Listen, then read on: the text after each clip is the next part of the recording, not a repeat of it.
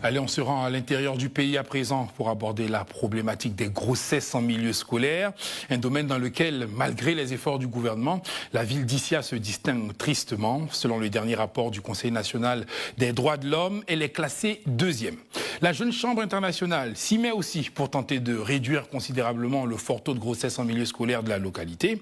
Elle a tenu récemment une conférence à la salle de réunion de la mairie relativement au sujet des grossesses en milieu scolaire. C'était le samedi 4 mars dernier. La cible était présente et voici le compte-rendu que signent Pierre Loy et Yannick Efoumi.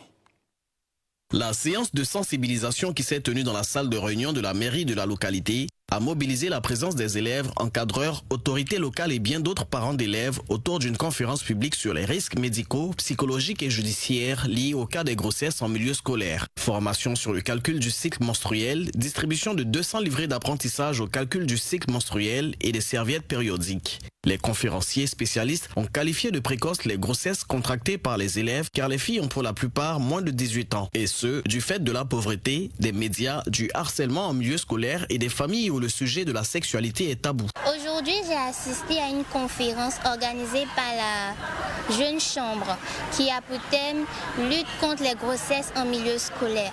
Et j'ai beaucoup appris. J'ai appris que les grossesses en milieu scolaire retardaient la jeune fille et gâchaient son avenir. Donc, j'aimerais donner ce conseil à mes chers camarades qui sont en classe de première ou toute fille qui va à l'école comme moi, de ne pas contracter de grossesse en milieu scolaire, au risque de perdre la vie.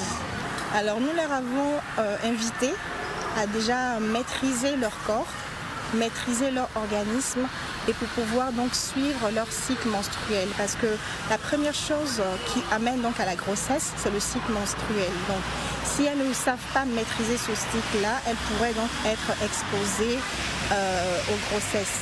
Et aussi, on les a invités donc à être responsables, à adopter des comportements responsables. Palinfo José, présidente de la Jeune Chambre internationale locale 2023, quant à elle, a indiqué que son association a fait de la lutte contre les grossesses précoces en milieu scolaire l'une de ses priorités dans sa quête de la valorisation de la femme, la promotion et le développement du leadership féminin. Cette cérémonie a été organisée dans le but d'attirer l'attention de nos jeunes sœurs sur les risques qu'elles encourent lorsqu'elles contractent des grossesses pendant leur cursus scolaire. Ces risques sont de plusieurs ordres.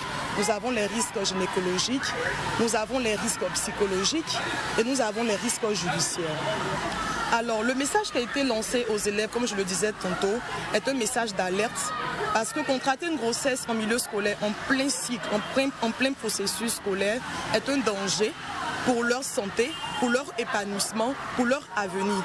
Et nous voulons nous inscrire aussi dans la vision du gouvernement de Côte d'Ivoire. En la matière, les élèves d'Issia ont été bien servis sur le calcul du cycle menstruel. Enfin, de nombreux kits ainsi que des serviettes périodiques ont été distribués.